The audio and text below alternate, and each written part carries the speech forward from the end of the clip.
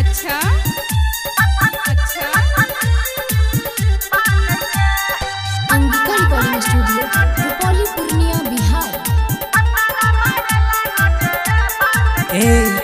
का कहीं सखी मिलल पियावा पिया कर आधी आधी राते घरे या बेला धधकर सपना देखले रहे चांद के ए सखी सपना देखले रहे चांद के भतारा मारेला रोजे बांध के पियावा मारेला रोजे बांध के सखी वाला मुँह मारेला रोजे बांध के। अच्छा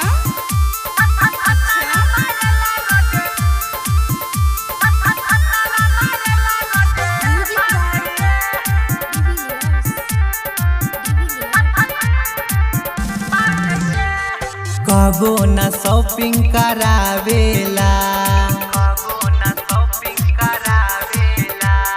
हाथे में बटल धरावेला ए सखी कबो न शॉपिंग करावेला हाथे में बटल धरावेला कहे कि कम पर तू चल जो हमर जिंदगिया से दूर चल जो यदि बात न मानी उन करत छोड़ देला ढोरिया खांद के सखी छोड़ देला ढोरिया खांद के भतारा मारेला रोजे बांध के पियावा मारेला रोजे बांध के सखी वाला मुँह मारेला रोजे बांध के। अच्छा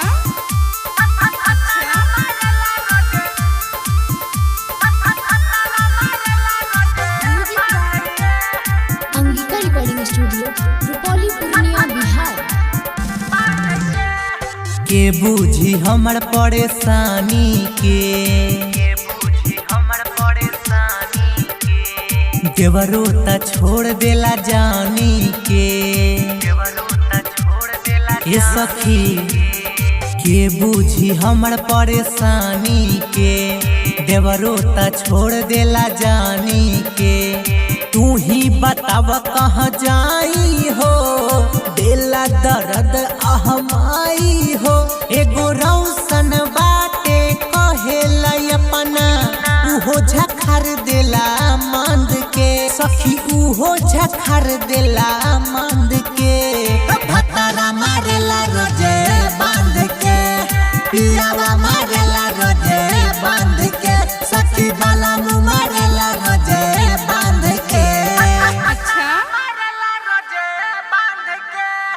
अंगिका रिकॉर्डिंग स्टूडियो रुपौली पूर्णिया बिहार।